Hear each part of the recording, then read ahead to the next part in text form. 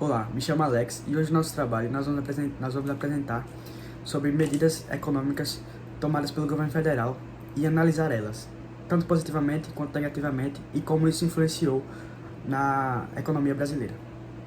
Medida positiva que o governo fez, que influenciou na economia durante a pandemia, foi o auxílio emergencial. Foi dado um valor de R$ 600 por indivíduo, né, que naquele momento de situação crítica que as pessoas não podiam circular, influenciou positivamente, tendo em vista que isso com certeza ajudou a movimentar a economia, a microeconomia, né, dos lugares, e que, pelos dados do IPEA, conseguiu reduzir a pobreza extrema de 10% para 4,5%, ou seja, uma redução de quase 50%. Então, com certeza, isso influenciou positivamente nesse período. E uma segunda medida positiva que o governo tomou foi a criação do PRONAMP, que tinha como objetivo ajudar as pequenas e microempresas, na verdade, com empréstimos que auxiliavam as empresas a custear a folha de pagamento, uma vez que as empresas precisassem reduzir custos de forma emergencial. As primeiras atitudes muito provavelmente seriam cortar pessoal, e que com esse PRONAMP foi uma medida que com certeza ajudou a manter muita gente, principalmente as pessoas de mais baixa renda, nos seus empregos, né? Com a sua renda garantida, mesmo durante um período extremamente complicado para a economia, como a pandemia, né, da Covid-19. Então essas foram duas medidas importantíssimas que o governo tomou, que teve um reflexo positivo, eu acredito que significativo também, para que a economia não parasse de circular, né? Agora que a gente analisou, né, duas medidas que tiveram impactos positivos, a gente vai abordar duas medidas que infelizmente tiveram impactos negativos na economia brasileira, certo? A primeira medida negativa seria a redução significativa do orçamento destinado à educação e à ciência. Nos últimos 2 anos, o governo federal realizou alguns cortes realmente bem grandes, certo, nos orçamentos do Ministério da Educação e no Ministério da Ciência, Tecnologia e Inovações.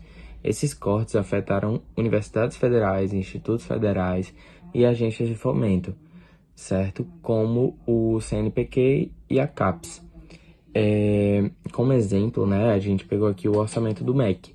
O orçamento do MEC em 2021 teve um corte de aproximadamente 4,2 bilhões em relação ao ano anterior, em 2020, certo? E já em 2022, teve um bloqueio adicional de recursos que chegou a quase 2,4 bilhões. E já a questão do impacto nas universidades, teve a redução de investimentos em infraestrutura, pesquisas e bolsas de estudo, e o risco, né, da paralisação de atividades por falta de recursos para as despesas básicas, certo? Já a questão, né, dos prejuízos que a gente teve, das consequências e os impactos negativos que a gente teve o prejuízo à pesquisa científica, certo? Com projetos importantes que foram interrompidos, assim, afetando o avanço científico e tecnológico do país, a desmotivação acadêmica, que os estudantes e pesquisadores, né, não estavam mais conseguindo tanto pagar quanto estavam enfrentando insegurança financeira, levando ao abandono dos projetos e dos cursos, que acabava que realmente não tinha, vamos dizer, o fomento assim da universidade ou da faculdade, né? E o impacto também no desenvolvimento econômico. A redução de investimentos em educação e a ciência, né, sempre compromete a questão da formação de capital humano e a inovação, que é fundamental, né, para o crescimento econômico de longo prazo, certo? E assim, a maior, né, negatividade nisso tudo seriam os cortes orçamentários na educação e na ciência, que comprometem não apenas o presente, né, mas também o futuro do país, por conta da falta de investimento nessas áreas, que pode gerar consequências realmente duradouras, né, assim dificultando a recuperação econômica e a competitividade internacional do Brasil com outros países.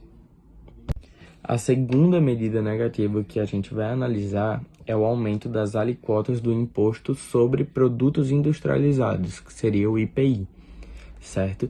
Em 2021 e 2022, o governo federal ele aumentou o IPI para diversos produtos, certo?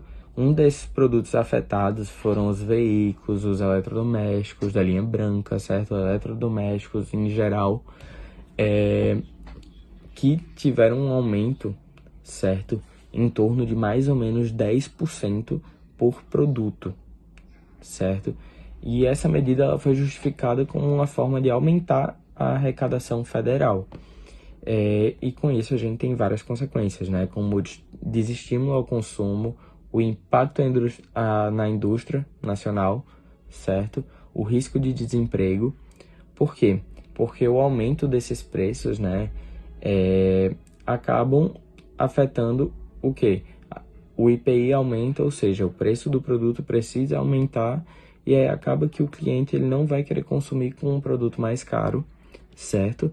E para a questão do impacto na indústria, a elevação do IPI aumentou os custos de produção, reduzindo assim a competitividade, né, das indústrias brasileiras, que acaba que aumentando o IPI não vai mexer tanto com as indústrias maiores, mas com os pequenos fabricantes vai realmente mexer bastante e aí não vai ter mais competitividade, certo? E com a queda de vendas, né, o risco do desemprego acaba que fica bem alto, porque quanto menos vende, menor o capital para poder conseguir pagar um funcionário. Então acaba que realmente leva a demissões e até o fechamento de empresas. E assim, o aumento do IPI em um contexto de recuperação econômica pode ser contraproducente, entende? Ao encarecer, né, os produtos e de estimular o consumo. A medida agrava, assim, a retração econômica e afeta negativamente a geração de empregos e a arrecadação tributária a longo prazo, entende? Em conclusão, observamos que as medidas econômicas adotadas pelo governo federal nos últimos 2 anos tiveram impactos variados na economia brasileira. Enquanto o auxílio emergencial e o Pronampe contribuíram positivamente para mitigar os efeitos da pandemia, os custos na educação e o aumento do IPI geraram consequências negativas que podem afetar o desenvolvimento futuro do país. É fundamental que políticas econômicas sejam cuidadosamente planejadas e implementadas, visando o bem-estar da população e o crescimento sustentável da economia. Obrigado por assistir e até a próxima.